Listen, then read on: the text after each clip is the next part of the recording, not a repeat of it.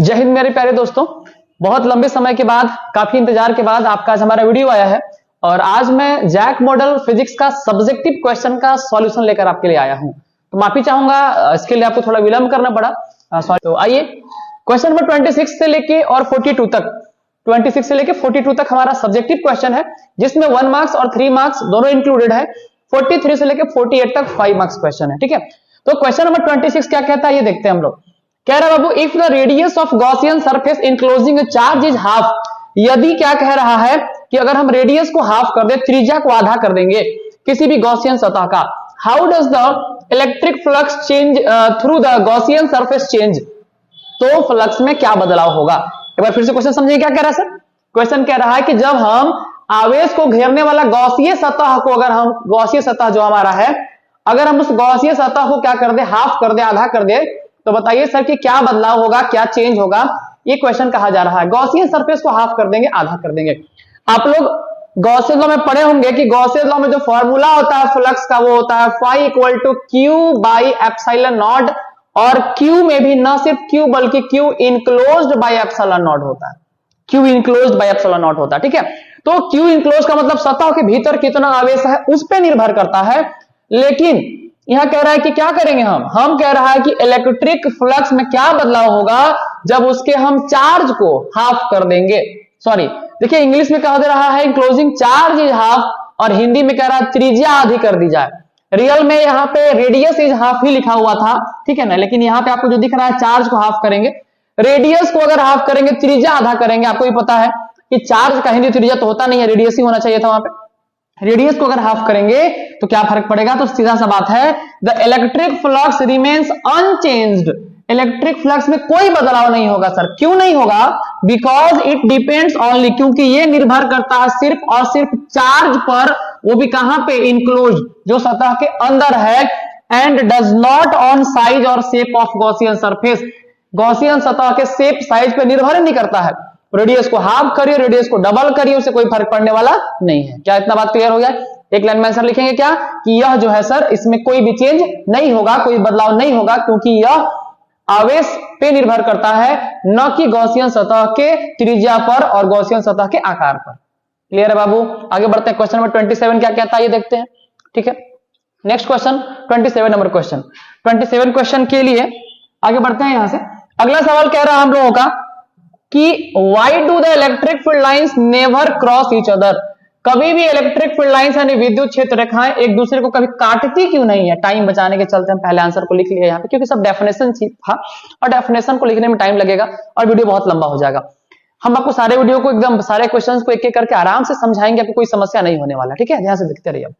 विद्युत क्षेत्र रेखाएं कभी भी एक दूसरे को काटती क्यों नहीं है, इसका बहुत बढ़िया सा आंसर यह है कि सर पहले तो ये बताइए कि विद्युत क्षेत्र रेखाएं होती क्या है। तो विद्युत क्षेत्र रेखाएं यानी कि electric field lines in imaginary line, एक काल्पनिक रेखाएं होती हैं जो कहीं भी टेंजेंशियली ड्रॉ किया जाता है, जो कहीं भी स्पर्श रेखा खींचा जाता है, और उसका काम है डायरेक्शन ऑफ इलेक्ट्रिक फील्ड को बताना, उस पर्टिकुलर पॉइंट पे इलेक्ट्रिक फील्ड की दिशा को बताना।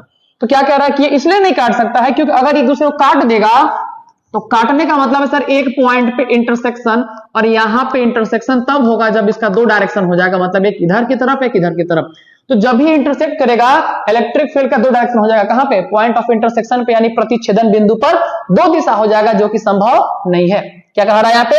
Electric field lines never cross each other because at any given point the electric field can have one direction, crossing lines would imply two direction which is not possible. क्या कह रहा है कि जहां पे वो इंटरसेक्शन करेगा, जहां पे वो काटेगा एक दूसरे को, वहां पे दो डायरेक्शन हो जाएगा, जो कि पॉसिबल नहीं होता है। इसीलिए कभी भी इलेक्ट्रिक फील्ड लाइंस एक दूसरे को इंटरसेक्ट नहीं कर सकता। याद रहेगा बाबू? चलिए याद रखिएगा इसको। बहुत लंबा क्वेश्चन है, बहुत आसान सा क्वेश्चन है, लंबा है नहीं, इससे टेंशन लेना नहीं आपको। ठीक है, अगला क्वेश्चन कह रहा हम लोग का कि इलेक्ट्रोमैग्नेटिक वेव क्या है, इलेक्ट्रोमैग्नेटिक इंडक्शन क्या है, सॉरी विद्युत चुंबकीय प्रेरण क्या है। चैप्टर 6 का पहला ही डेफिनेशन यही हम लोगों का, इलेक्ट्रोमैग्नेटिक इंडक्शन क्या होता है, विद्युत चुंबकीय प्रेरण क्या है। तो बात को समझेंगे आप कि whenever magnetic flux linked with coil changes, आप लोगों ने देखा है कि जब फ्लक्स में बदलाव होता है, फैराडे ने ये बात को आगे एक्सप्लेन करके बताया था इसका डेफिनेशन को अपने फर्स्ट लॉ में, कि जब हम फ्लक्स में बदलाव करते हैं तो उसके ईएमएफ में बदलाव होता है, और उस ईएमएफ में बदलाव होने के चलते करंट इंड्यूस होता है, और यही घटना इलेक्ट्रोमैग्नेटिक इंडक्शन कहलाता है। यही बात यहाँ पे लिखा हुआ है कि इलेक्ट्रोमैग्नेटिक इंडक्शन एक फेनोमेनन है सर, एक घटना है। कैसा घटना है सर? जो जनरेट होता है कब? इलेक्ट्रोमोटिव फोर्स कब होता है कंडक्टर में? व्हेन, यानी जब हम क्या करते हैं? Magnetic flux linked with coil changes, जब किसी कॉइल के साथ जुड़ा हुआ चुंबकीय फ्लक्स में बदलाव करते हैं तो फ्लक्स में परिवर्तन के चलते उस कुंडली में धारा प्रेरित हो जाती है। बढ़िया सुनेंगे हिंदी मीडियम के बच्चे, फ्लक्स में परिवर्तन के चलते कुंडली में धारा प्रेरित हो जाती है।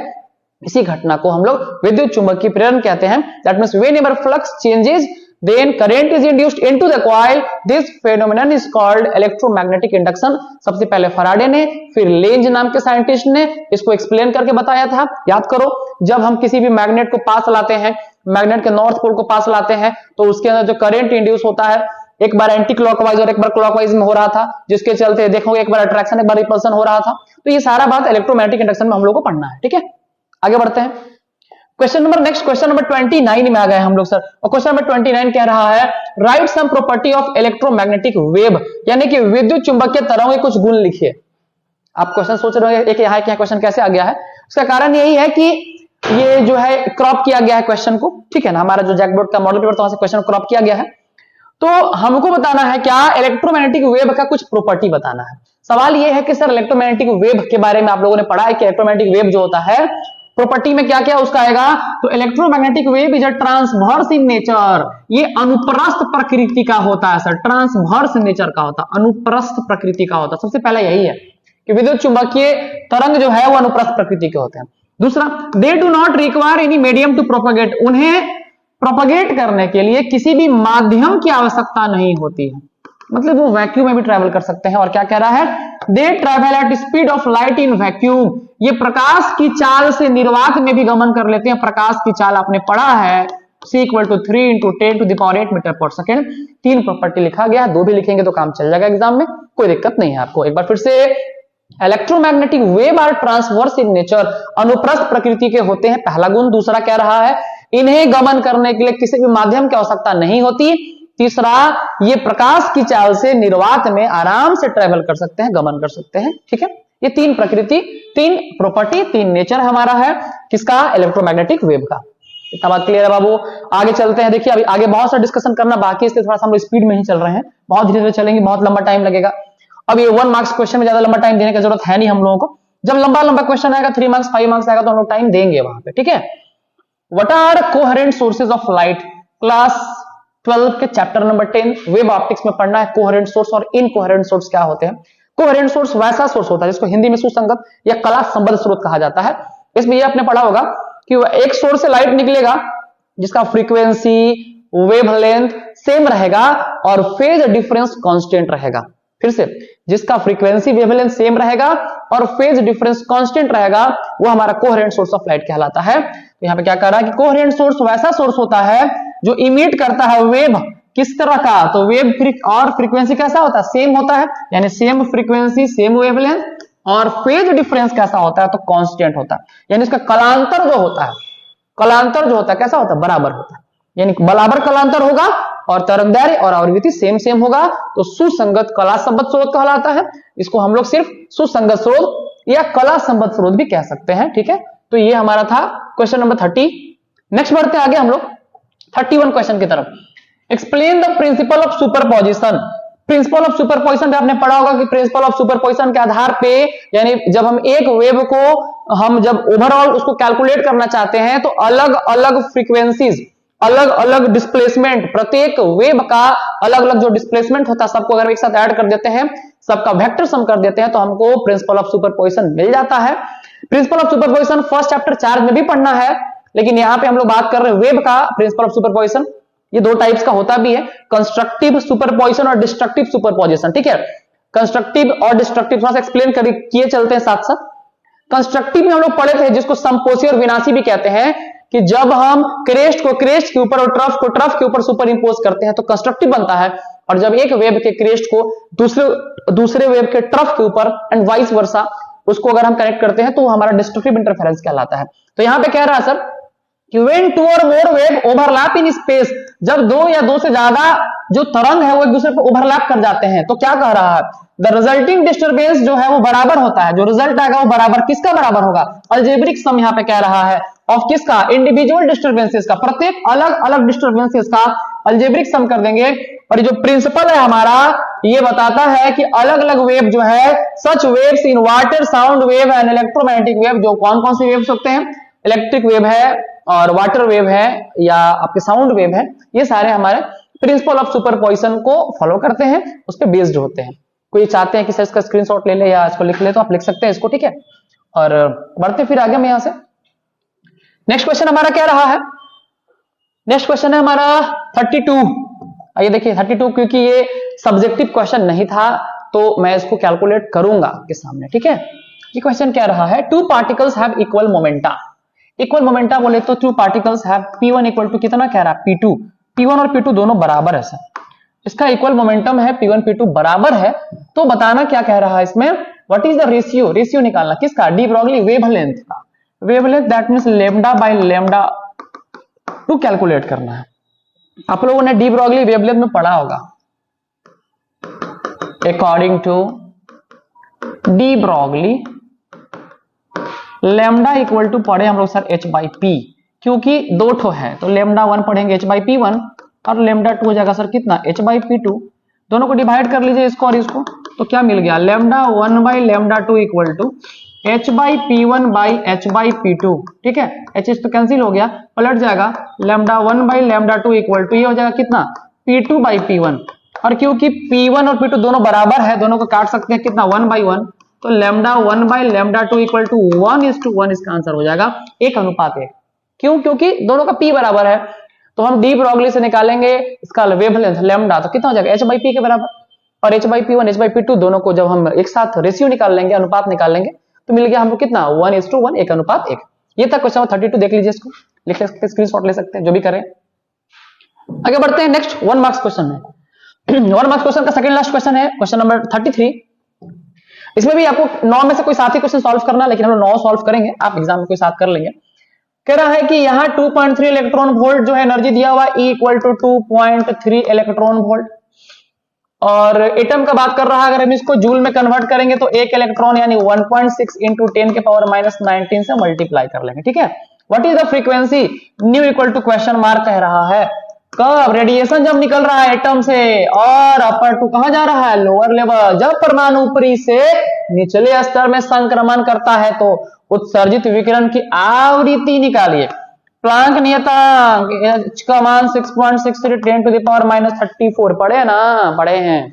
यहां से आगे बढ़िए, E इक्वल टू होता है h न्यू, E बटा h बराबर होता है न्यू, E के जगह पर E का वैल्यू बैठा दो, 2.3 into 1.6 into 10 to the power -19 बटा h के जगह पे Planck constant 6.63 into 10 to the power -34 equal to कितना न्यू, इसको कैलकुलेट कर लो, मल्टीप्लाई डिवाइड कर लो, न्यू जो आएगा वो इतना हर्ट्ज, इसका आंसर आ जाएगा, ठीक है।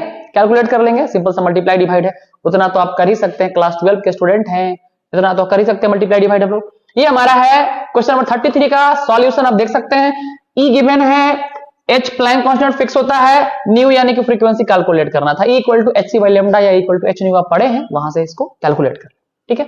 आगे बढ़ते हैं, आखिरी सवाल 1 मार्क्स का, और काफी आसान सवाल दे दिया है आपको। क्वेश्चन कह रहा है क्या N टाइप और P टाइप सेमीकंडक्टर में अंतर स्पष्ट करें। N टाइप और P टाइप नाम तो सुना ही होगा, इतना दिन से पढ़ रहे हैं, N टाइप तो P टाइप सुने ही है, पढ़े ही हैं।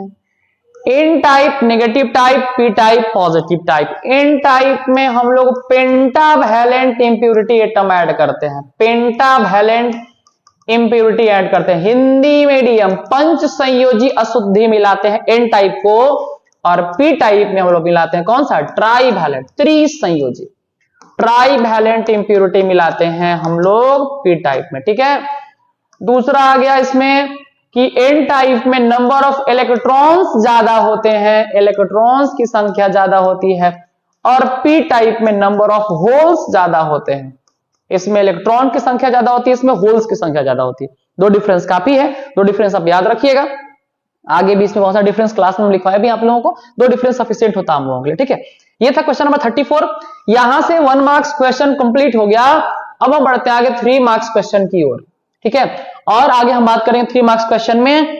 नेक्स्ट क्वेश्चन नंबर जो हमारा है क्वेश्चन नंबर 35। क्वेश्चन नंबर 35 क्या कहता है, आइए हम लोग देखते हैं।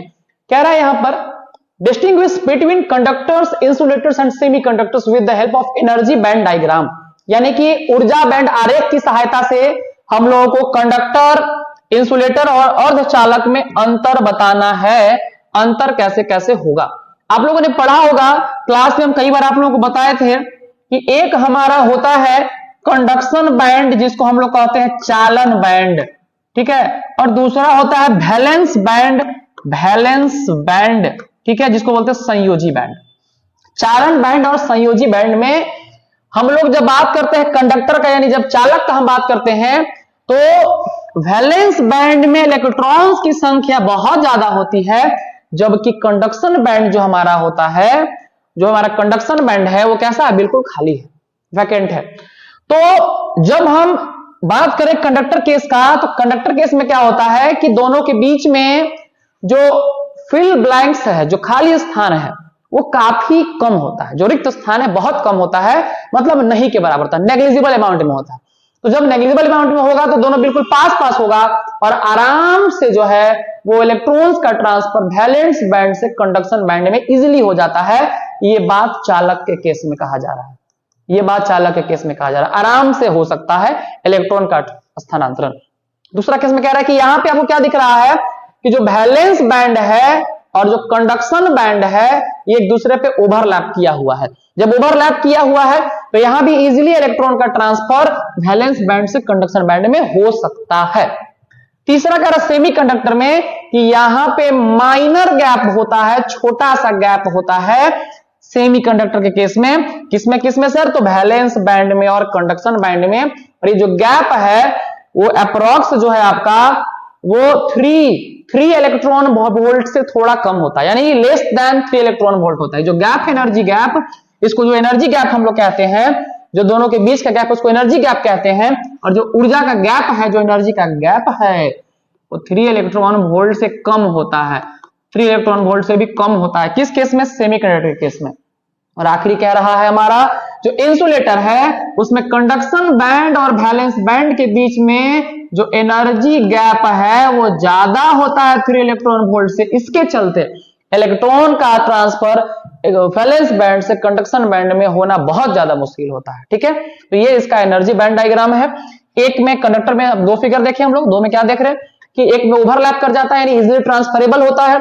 इसमें बहुत माइनर सा गैप होता है, मतलब गैप नहीं के बराबर होता है, आराम से ट्रांसफर हो सकता है। सेमी कंडक्टर में थोड़ा सा गैप होता है, जिसके चलते अगर इसको हम 3 इलेक्ट्रॉन वोल्ट से ज्यादा एनर्जी देंगे इसको, यहां वाले इलेक्ट्रॉन को, तो ये गैपवा को फिल करके और यहां से उचक के यहां चल जाएगा इलेक्ट्रॉन, जो है ना उचक के चल जाएगा क्रॉस चक्र में, ठीक है ना। यानी यहां भी आपका ट्रांसफर हो सकता है, इलेक्ट्रॉन करंट कंडक्शन हो सकता है, लेकिन ये बहुत ज्यादा गैप होता है इंसुलेटर केस में, इसके चलते इसमें आपका इलेक्ट्रॉन का ट्रांसफर नहीं होता है। और ये आपका एनर्जी बैंड डायग्राम है, इसको बढ़िया से बना लीजिएगा, ठीक है। अगर हम देखें यहां पर तो जो हमारा एनसीईआरटी बुक है, एनसीईआरटी बुक में भी फिगर दिया हुआ था, फिगर बगल में रखे हैं, आपको ये दिखा दे रहे, थोड़ा सा देख सकते हैं यहाँ पे। ये कंडक्टर केस में कह रहा है वैलेंस बैंड और कंडक्शन बैंड के बीच में गैप है, और जो है इसको धीरे धीरे यहाँ ओवरलैप कर गया, यहाँ संख्या, यहाँ गैप 3 इलेक्ट्रॉन वोल्ट से ज्यादा है। तो इस तरह से यहाँ भी एनसीईआरटी में भी इस चीज को समझाया गया फिगर बना के। तो हम इसको भी रहने देते हैं यहाँ पे, ताकि आप इसको भी देख सकते हैं, और ये भी आपका है, आप इसको भी यहाँ से कैलकुलेट कर सकते हैं, बना सकते हैं, ठीक है। आगे बढ़ते हैं नेक्स्ट क्वेश्चन की ओर। नेक्स्ट क्वेश्चन नंबर है question number 36। What is drift velocity? Question है कह रहा what is drift velocity. Drift velocity क्या है, जिसको यहाँ पे कहा जा रहा है बहाव वेग, जिसको अपवाह वेग, अनुगमन वेग, बहाव वेग, कुछ भी कह सकते हैं, ठीक है, जिन नाम से इसको जानते हैं हम लोग। और इसका रिलेशन बताना है कि ये किस तरह से ओम्स लॉ को बताता है, किस तरह से ओम्स लॉ को रिलेट करता है। आइए शुरू करते हैं। ड्रिफ्ट वेलोसिटी के बारे में कह रहा है कि द एवरेज वेलोसिटी, वह औसत वेग, the average velocity with which, जिससे free electrons, with which free electrons of the conductor, free electrons of the conductor drifted towards positive end, drifted towards positive end, it is denoted by, इसको हम लोग denote करते हैं VD से, denoted by VD। Drift velocity अपवाह वेग अनुगमन वेग वैसा वह औसत वेग होता है जिस वेग से, यानी सभी वेगों का औसत वेग जिससे इलेक्ट्रॉन जो है वो नेगेटिव एंड से कंडक्टर के पॉजिटिव एंड की ओर ड्रिफ्ट करता है, या वन एंड से अनदर एंड, यानी एक सिरे से दूसरे सिरे पर स्थानांतरित होता है। जिस वेग से जितने भी इलेक्ट्रॉन्स हैं हमारे वो एक एंड से दूसरे एंड पर ट्रांसफर होते हैं, उस सभी की एवरेज वेलोसिटी को ड्रिफ्ट वेलोसिटी कहा जाता है। और ये हम लोगों को रिलेट करना है, क्या रिलेट करना है, इसको ओम्स लॉ से रिलेट करना है, ओम्स लॉ से रिलेट करना है। आइए देखते हैं कि इसको ओम्स लॉ से रिलेट कैसे करेंगे। ओम्स लॉ से रिलेट करने के लिए हमने यहां पे बना दिया कंडक्टर, और इस कंडक्टर में ये इसका नेगेटिव एंड मान लो, ये इसका पॉजिटिव एंड मान लो, ये इसका लेंथ L हो गया और ये क्रॉस सेक्शनल एरिया हो गया इसका A। ठीक है, इसको जोड़ दिया गया है पॉजिटिव एंड से और इसको जोड़ दिया गया है आपका नेगेटिव एंड से, इस तरह से हमने इसको जोड़ दिया यहाँ पे। ठीक है, ये V प्लस और माइनस EMF यहां से मिलेगा इसको, ये इसको जोड़ दिया गया। हम यहां से कह सकते हैं कि E इक्वल टू होता है V/L, E जो है इलेक्ट्रोमोटिव फोर्स वो V/L के बराबर होता है, याद रखिए इक्वल टू V/L। ठीक है, ये फिगर बना लिया हम लोग। अब क्या कह रहा है कि इसको रिलेट करिए, ओम्स लॉ के अकॉर्डिंग रिलेट करना शुरू करते हैं। ध्यान से देखिएगा, काफी आसान है, ये बहुत आसान है, समझ में आपको आराम से आने वाला है। आइए देखते हैं क्या कह रहा है।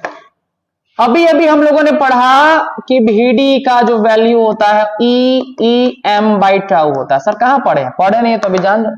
ड्रिफ्ट वेलोसिटी का रिलेशन यहाँ पे नहीं दिखाना है। ड्रिफ्ट वेलोसिटी वैल्यू होता है EEM इंटू टाउ। इन फैक्टर्स पे हमारा अनुगमन वेग या अपवाह वेग निर्भर करता है, डिपेंड करता है। और इसी चैप्टर 3 में आप लोगों ने पढ़ा होगा relation between current and drift velocity. I equal to होता है NEA/VD। I इक्वल टू कितना होता है? NEA/VD। I इक्वल टू इतना भी होता है, NEA/VD भी होता है। ठीक है, अब हम इसको कंटिन्यू करते हैं तो I इक्वल टू मिला हमको NEA और VD के जगह पर ये वैल्यू बैठा देते हैं, कितना? EEM इंटू कितना? टाउ। ये मिल गया किसका वैल्यू हम लोग को? I का। आगे बढ़ते हैं यहां से, तो I equal to N E into E कितना हो गया? E स्क्वायर, दिख रहा है ना? E स्क्वायर हो गया, उसके बाद आइए, उसके बाद है A टाउ बटा M, बच गया यहाँ पे कैपिटल E, और कैपिटल E के जगह पे क्या लिख सकते हैं सर? V/L। अभी हम बताए थे कैपिटल E की जगह पे क्या लिख सकते हैं हम लोग? यहाँ से V/L लिख सकते हैं, V/L लिख सकते हैं। ठीक है ना, यहां से क्रॉस मल्टीप्लाई किए, M इंटू L था, चला गया ML बराबर कितना? NE square A tau into कितना बच गया? खाली बच गया V। यहां से ML बटा मल्टीप्लाई में समझ भेज देंगे डिवाइड में, तो यहां से अच्छा I कहां चला गया? I यहां था मल्टीप्लाई में, तो I यहां जाएगा नीचे डिवाइड में ना, V/I हो गया। ये सब हो जाए यहां से, तो हो जाएगा NE square A into tau बराबर कितना? V/I। इतना कैसे कि सर मल्टीप्लाई कहां चला गया? डिवाइड में। ये ML कैसे आ गया सर? अरे यहां नीचे डिवाइड में था, कहां चल गया? क्रॉस मल्टीप्लाई में, I आ गया नीचे। इसको जब रिलेट करेंगे तो ये जो वैल्यू है M बोले तो L है लेंथ, N हो गया number of electrons, area of cross section, tau relaxation time, सारा का सारा कांस्टेंट वैल्यू होता है और ये R के बराबर होता है। तो V/I इक्वल टू कितना हो गया? R। और यही तो है ओम्स लॉ वाला रिलेशन, यही तो है ओम्स लॉ का रिलेशन जो हम लोग दिखाना था यहाँ पर। 3 मार्क्स का क्वेश्चन है, ड्रिफ्ट वेलोसिटी को डिफाइन करके और इस रिलेशन को दिखा देंगे जिसमें आपका ये जो पूरा का पूरा टर्म है ये रेसिस्टेंस के बराबर है। ये R एक कांस्टेंट टर्म है, रेसिस्टेंस इस पूरे टर्म को बोलते हैं, जिसमें ये पूरा आपको M into L by NE square A into tau ये R के इक्वल है। और ये हमारा रिलेशन हो गया करंट ड्रिफ्ट वेलोसिटी को रिलेट किया गया किससे? ओम्स लॉ से। ठीक है, इसको आप देख लीजिए, बढ़िया से उतार लीजिएगा आराम से। 4-5-6 लाइन इसको बता दिए, बहुत लंबा है नहीं। ये इसका फिगर है, इसको अगर एग्जाम लिखना चाहेंगे तो लिख सकते हैं let us consider a conductor of length L and cross sectional area A is connected across battery of potential V। तो इस तरह से करके इसको थोड़ा लेंदी किया जा सकता है, ये पूरा एक पेज में आ जाएगा। ये 3 मार्क्स का क्वेश्चन है, तो इसको आप देख लेंगे, डिड्यूस कर लेंगे। ये काफी आसान सा लैंग्वेज हमने यूज किया है, इसको और भी बड़ा करके बताया जा सकता था, लेकिन ये आसान सा लैंग्वेज होगा। ठीक है, आगे बढ़ते हैं नेक्स्ट सवाल की ओर। Question number 12, what are magnetic field lines give their main characteristics. Magnetic field lines क्या होते हैं? आप लोगों ने पढ़ा है कि मैग्नेटिक फील्ड लाइंस एक इमेजिनरी लाइन होता है, जिस तरह से इलेक्ट्रिक फील्ड लाइन होता है उस तरह से मैग्नेटिक फील्ड लाइन भी होता है। यानी चुंबकीय क्षेत्र रेखाएं काल्पनिक रेखाएं होती हैं सर, जो किसी भी सतह पर खींचे जाने पर, किसी भी बिंदु पर खींचे जाने पर उस जगह पर चुंबकीय क्षेत्र की दिशाओं को बताती है, चुंबकीय क्षेत्र के डायरेक्शन को बताता है। तो it is an imaginary line, ये काल्पनिक रेखा है। और जो कैसा ड्रॉ किया जाता है, टेंजेंशियली, हमेशा स्पर्श रेखीय खींचा जाता है, जिसका काम क्या है, तो which gives the direction of magnetic field at that point. किसी भी बिंदु पर इसको खींच देंगे ना सर, तो उस बिंदु पर ये क्या करेगा, चुंबकीय क्षेत्र के दिशा को बताएगा, मैग्नेटिक फील्ड के डायरेक्शन को बताता है। टेंजेंशियली ड्रॉ कर दो, पहला बात इमेजिनरी है, रियल तो होता नहीं है, रियल है नहीं, टेंजेंशियली ड्रॉ करेंगे, ये डायरेक्शन को बताएगा। ठीक है, कुछ प्रॉपर्टी यहां पे लिखा हुआ है। पहला कि मैग्नेटिक फील्ड लाइन जो है वो ओरिजिनेट कहां से होता है, एन पोल से, नॉर्थ पोल से शुरू होता है और टर्मिनेट कहां पे हो जाता है, जाके साउथ पोल पे। तो फर्स्ट प्रॉपर्टी लिखेंगे कि magnetic field lines originated from north pole and terminated at south pole. चुंबकीय क्षेत्र रेखाएं उत्तरी ध्रुव से प्रारंभ होती है और दक्षिणी ध्रुव पे जाकर समाप्त हो जाती है। ठीक है, दूसरा आउटसाइड में क्या होगा, सॉरी ये आउटसाइड का बात हो रहा है, इनसाइड में क्या होगा, इसका जस्ट उल्टा, इनसाइड में होगा जस्ट उल्टा, उल्टा मतलब आपका इनसाइड में साउथ पोल से ओरिजिनेट होगा और नॉर्थ पोल पे जाकर टर्मिनेट कर जाएगा। नेक्स्ट कह रहा है कि दे आर क्लोज लूप, ये हमेशा एक बंद वक्र बनाती है, क्लोज लूप बनाती है, याद रखिएगा। नेक्स्ट प्रॉपर्टी है, और जहां पे रेयर है, मतलब जहां आपका मैग्नेटिक फील्ड लाइंस बहुत पास है, मतलब सघन है, सटा है, मतलब उसका पोल का ताकत ज्यादा हुआ। ठीक है, मीडियम का बात नहीं होता यहाँ पे, पोल का बात हो रहा है यहाँ पे कि मैग्नेटिक फील्ड लाइंस कैसे होता है। ठीक है, और कह रहा है कि जहां पे मैग्नेटिक फील्ड लाइंस रेयर है, मतलब बहुत दूर है, इसका मतलब कि वहां पे मैग्नेटिक फील्ड जो है आपका बहुत कमजोर है, कम है। नेक्स्ट कह रहा है कि magnetic field lines never intersect each other, जिस तरह से इलेक्ट्रिक फील्ड लाइंस इंटरसेक्ट नहीं करता, कभी प्रतिच्छेद नहीं करता, उस तरह से मैग्नेटिक फील्ड लाइंस भी कभी भी एक दूसरे को प्रतिच्छेद नहीं करता। क्यों नहीं करता, अगर प्रतिच्छेद कर देगा तो at the point of intersection इसका दो डायरेक्शन हो जाएगा, जो कि पॉसिबल नहीं है। ठीक है, तो ये था हमारा magnetic field lines definition topic है बाबू, इसको याद रखना होता है, इसमें मैं क्या ही समझाऊंगा आपको, उसको याद रखेंगे। नेक्स्ट है what is photo electric effect. इस पूरे क्वेश्चन में आप देखेंगे ध्यान से, डिफाइन करने बोला गया है। फोटो इलेक्ट्रिक इफेक्ट क्या है बताइए, थ्रेशोल्ड फ्रीक्वेंसी क्या है बताइए, और स्टॉपिंग पोटेंशियल क्या है बताइए। तीन चीज को डिफाइन करना, तीनों का तीनों आपने चैप्टर 11 में पढ़ा है। मैं एक एक करके तीनों को पहले एक्सप्लेन कर देता हूं, आपको समझा देता हूं, फिर आप इसको याद भी कर लेंगे। ठीक है, पहला कह रहा है फोटो इलेक्ट्रिक इफेक्ट क्या होता है। आप लोगों ने पढ़ा है कि लाइट किसी भी मेटल सरफेस पे पड़ेगा, किसी भी सुटेबल फ्रीक्वेंसी का लाइट मेटल सरफेस पे पड़ेगा, मेटल सरफेस पे पड़ने के बाद उसमें उपस्थित इलेक्ट्रॉन्स जो है लाइट से एनर्जी लेंगे, एनर्जी लेने के बाद जो उसके फ्री इलेक्ट्रॉन्स हैं एनर्जी गेन करने के बाद मेटल सरफेस को छोड़ के बाहर निकल जाएंगे। इसी प्रोसेस को फोटो इलेक्ट्रिक इफेक्ट कहते हैं, और निकलने वाले प्रोसेस को जो इलेक्ट्रॉन इमिट होता है उसको फोटो इलेक्ट्रॉन्स कहते हैं। कितना बात क्लियर है, देखिए यहाँ पे इसमें क्या है कि photo electric effect is the emission of electron. यह प्रक्रिया में इलेक्ट्रॉन का उत्सर्जन होता है, इलेक्ट्रॉन बाहर निकलता है। कहां से, मेटल सरफेस से, धात्विक सतह से। कब, जब जो है इलेक्ट्रोमैग्नेटिक रेडिएशन का जिसका सुटेबल वेवलेंथ होता है कहां पे पड़ता है, सरफेस पे पड़ता है। जब लाइट आके पड़ेगा जिसका फ्रीक्वेंसी पहले से रोके जाने वाले फ्रीक्वेंसी से ज्यादा होगा, जिसका वेवलेंथ पहले से रोके जाने वाले वेवलेंथ से ज्यादा होगा, तो जैसे ही लाइट आके पड़ेगा इलेक्ट्रॉन को ऊर्जा मिल जाएगा, ताकत मिल जाएगा, इलेक्ट्रॉन सतह को छोड़ के बाहर निकल जाएगा। इसी घटना को फोटो इलेक्ट्रिक इफेक्ट कहते हैं या फोटो इलेक्ट्रिक इमिशन कहते हैं।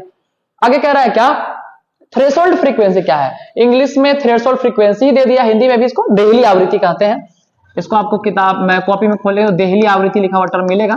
देहली आवृत्ति हमने पढ़ाया भी आपको, देहली आवृत्ति क्या होता है।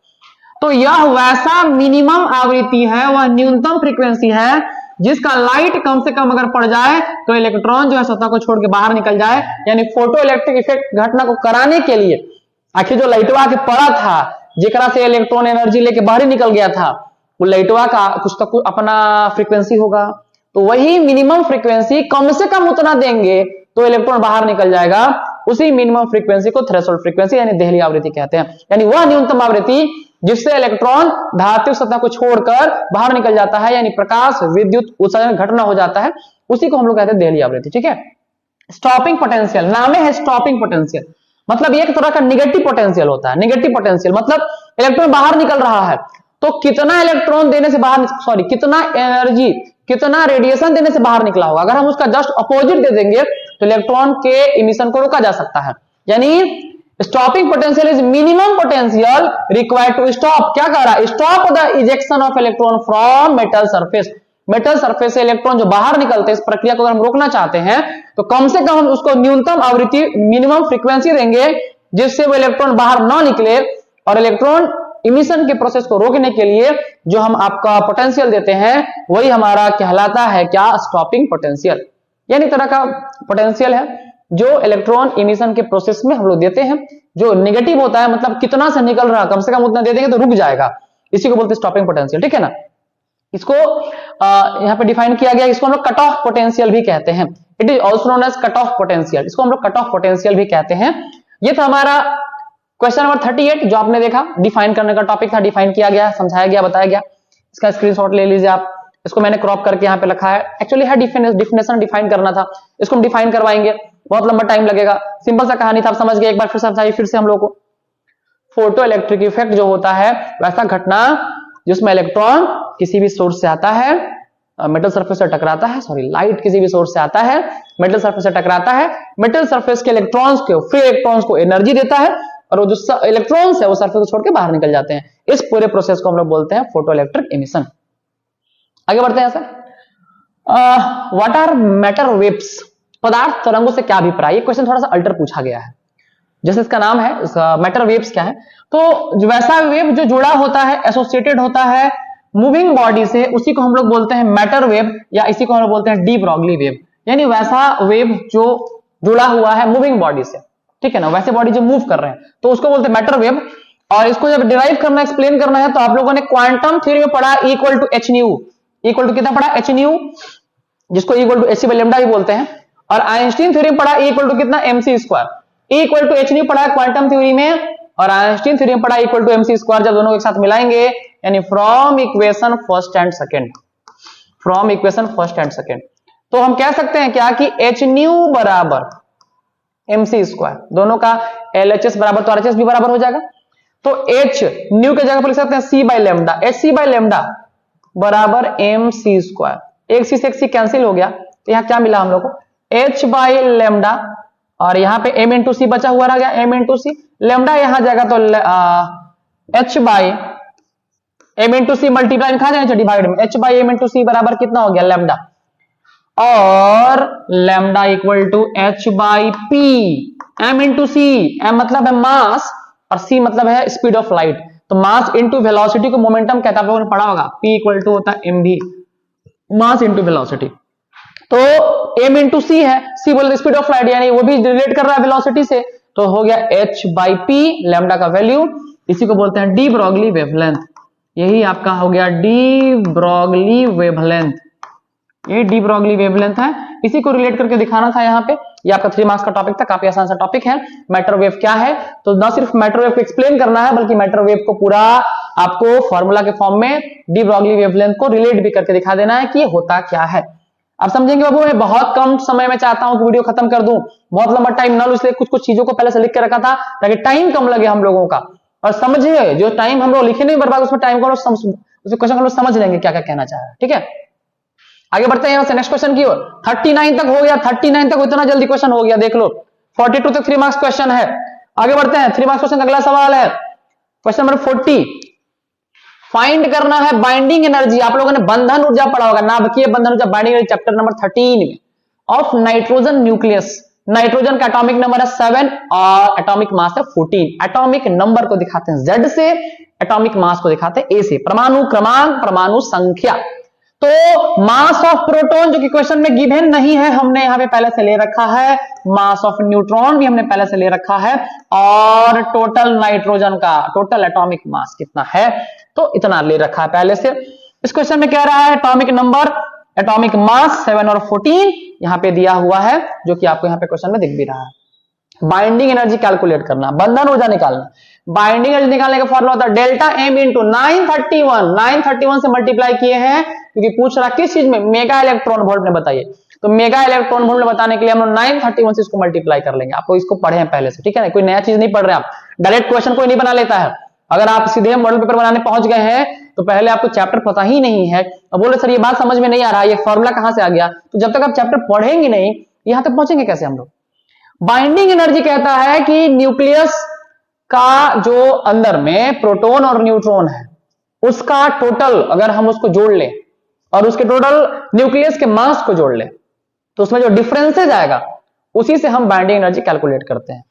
तो मास ऑफ प्रोटॉन और यहां पे हो गया आपका A माइनस जेड, मतलब हो गया कि न्यूक्लियस के अंदर atomic mass minus atomic number, इसको into Mn mass of neutron में से अगर हम टोटल मास घटा देते हैं हमारे नाइट्रोजन का और उनको 931 से मल्टीप्लाई कर लेते हैं तो आपको इसका आंसर मिल जाने वाला है। तो बाइंडिंग एनर्जी इक्वल टू, ध्यान से देखेंगे आप, Z बोले तो आपका एटॉमिक नंबर जो कि कितना है 7 into MP mass of proton हमने गिवन रखा है 1.00728 प्लस A माइनस जेड करेंगे 14 माइनस 7 तो 7 ही मिलेगा और इंटू मास ऑफ न्यूट्रॉन है हमारा 1.00307 में से सब्ट्रैक्ट कर लेंगे, घटा लेंगे हम लोग। M बोले तो मास ऑफ नाइट्रोजन 14.00307, ये अच्छा मैंने वैल्यू कहीं गलत तो नहीं लिया,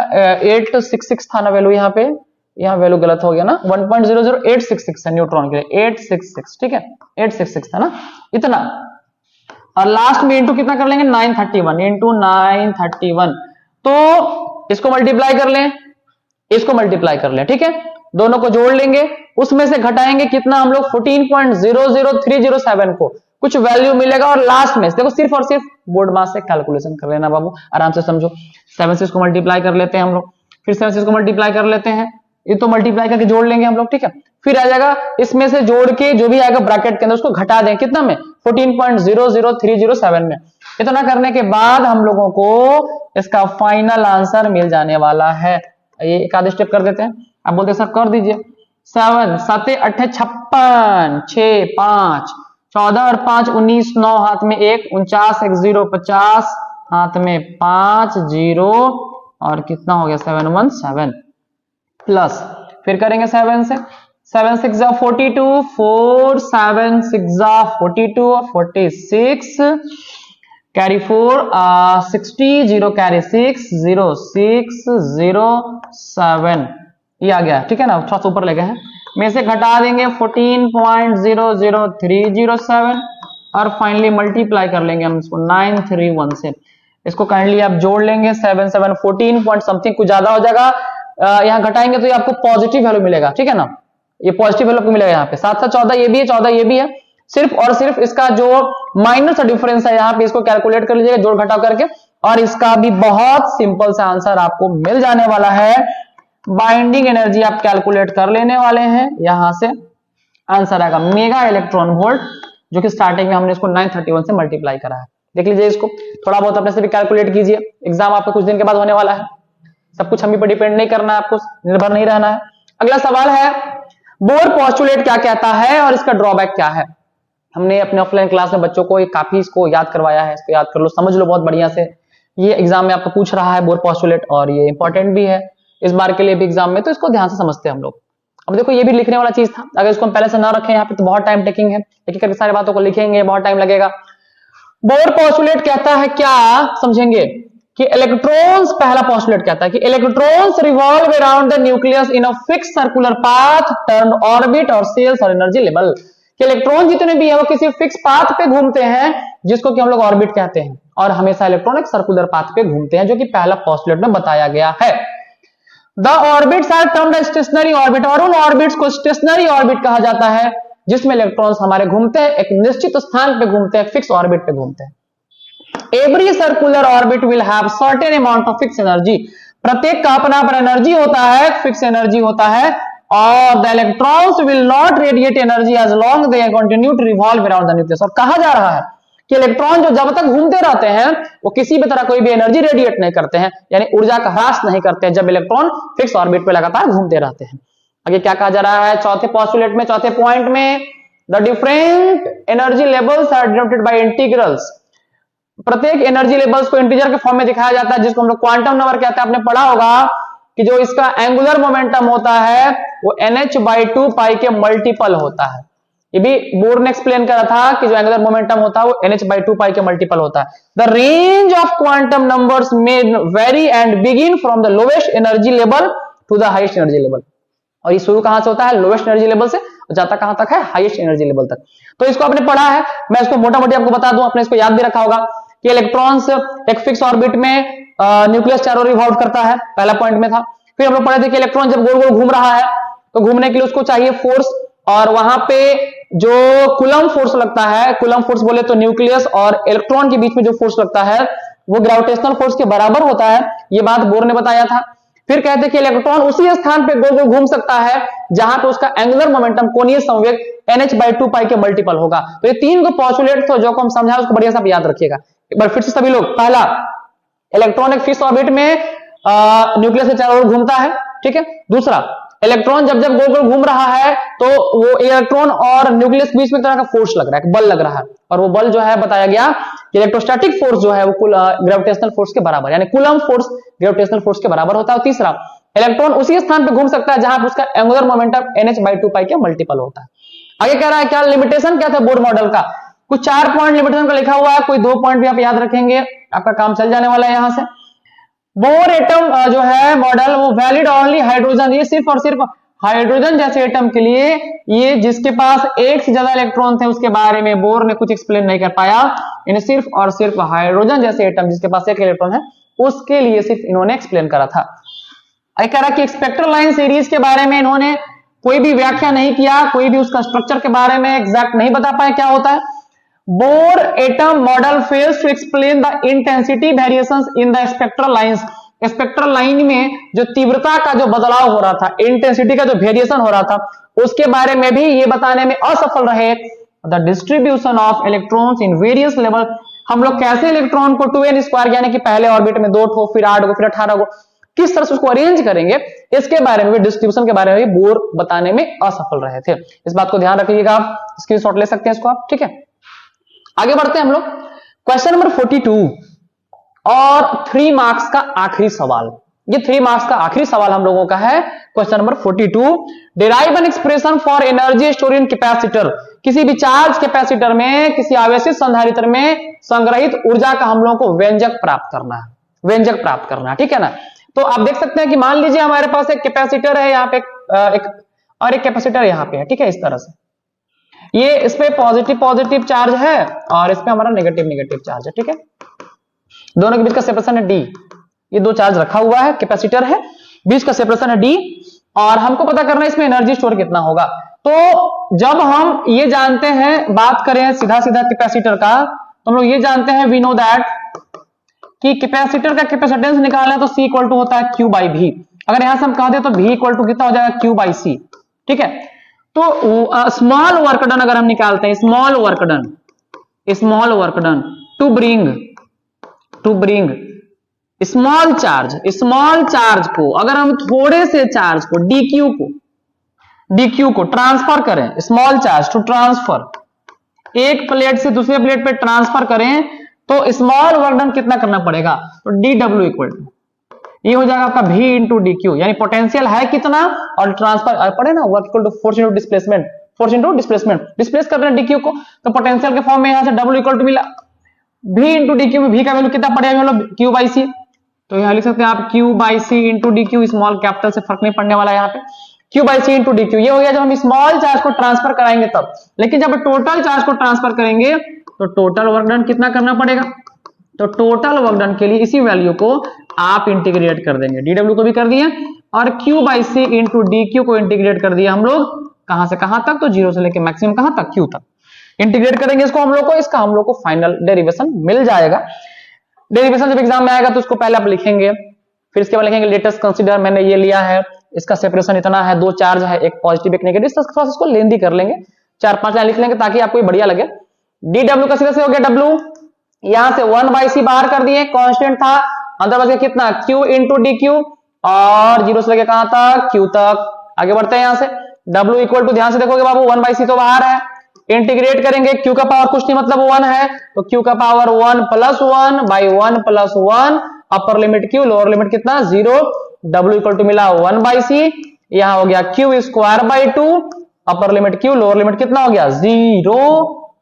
बढ़ते यहां से थोड़ा और आगे, ध्यान से देखेंगे आप इस चीज को। W इक्वल टू 1/c है बाहर, इसके जगह पर एक बार अपर लिमिट कितना हो जाएगा Q square by 2 minus lower limit कितना है 0, तो 0 स्क्वायर बाई 2। यहां से मिला हम लोगों को क्या, W इक्वल टू 1/c है बाहर, क्यू स्क्वायर बाई 2 ही बचेगा, 0 वाला तो खत्म हो जाएगा, यानी W equal to Q square by 2c ये कह सकते हैं। लेकिन अगर आप इसको एग्जैक्ट पूरा लास्ट तक लेके चलेंगे तो हम लोग जानते हैं कि Q का वैल्यू जो है, Q के जगह पर हम लोग C इंटू भी लिख सकते हैं क्रॉस मल्टीप्लाई करके। फिर से एक बार, Q की जगह पर क्या C इंटू भी, तो यहां से W इक्वल टू C भी का whole square by 2c, W equal to C square भी स्क्वायर, बढ़िया समझेंगे, बाई 2c, एक c से एक c कैंसिल हो गया, तो W इक्वल टू 1/2c भी स्क्वायर, यानी हाफ c भी स्क्वायर लिख सकते हैं। कितना, W इक्वल टू कितना लिख सकते हैं हम लोग यहां से, हाफ c भी स्क्वायर। और यही जो है, यही this work done is stored as energy, this work done is stored as energy, और इसी वर्क डन को हम लोग एनर्जी के फॉर्म में स्टोर करते हैं किसी भी कैपेसिटर में। तो ये था हमारा लास्ट क्वेश्चन, 3 मार्क्स का last question, energy stored in capacitor, question number 42, जो आपने देखा किस तरह से कैलकुलेट करना है। तो आज के वीडियो में मैं क्वेश्चन नंबर 26 से लेकर क्वेश्चन नंबर 42 तक, यानी 1 मार्क्स और 3 मार्क्स का सब्जेक्टिव पूरा आपको करा दिया है। और अब हम लोग का बच गया सिर्फ 5 मार्क्स का, जो कुल 6 क्वेश्चन है। मैं एक एक करके वो 6 क्वेश्चन भी आपके लिए लेकर आऊंगा। फिर मिलेंगे अगले वीडियो में। जय हिंद, जय भारत।